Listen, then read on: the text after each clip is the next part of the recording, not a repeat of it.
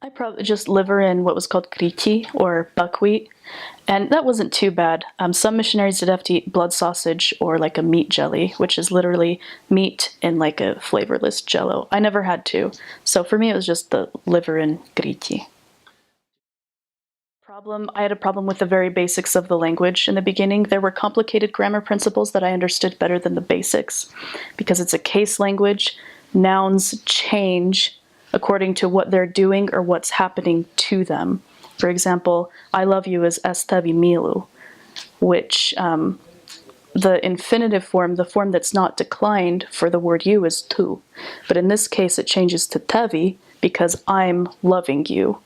So because something's happening to the you, that changes. I really struggled with that. And so I made a lot of mistakes when it came to declension in the beginning. Once that clicked for me, the rest of the language followed suit. But I can't really think of a specific one other than I said something pretty bad because they have prefixes that latch onto a word. And sometimes the prefixes don't make a huge difference, and sometimes they completely change the word. And this was a year into my mission, and I was saying a prayer, and I threw on the wrong prefix to a word. And the member, while we were praying, was just like, just started laughing. And I was like, what did I say? And so eventually I found out, and it was pretty inappropriate, so I didn't make that mistake again. I was more careful with the prefixes. That's so hard. How the Lord speaks to me specifically, and how he deals with his children.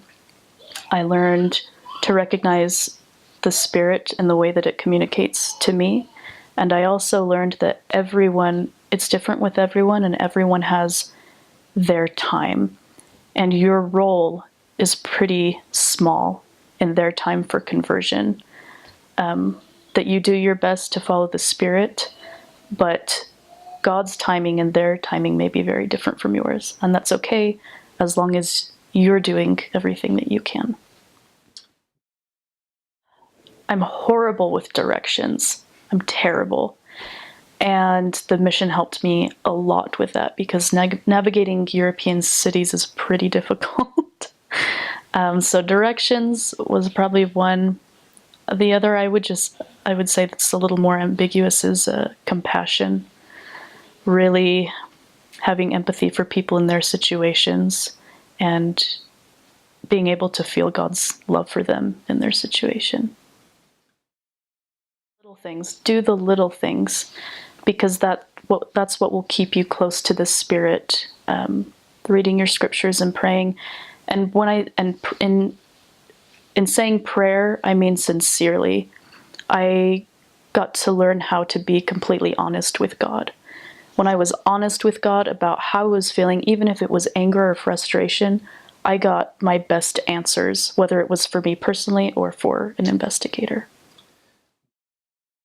Again, the little things, keep doing them, because it's so easy to feel like you're so strong that and you're so excited when you come home, but the world may not have changed as much as you did. And so if people have lower expectations for who you are because they don't know what you've been through, it can be easy to then lower yourself. But I would say just keep doing those little things so that you don't lose sight of the good ways that you've changed.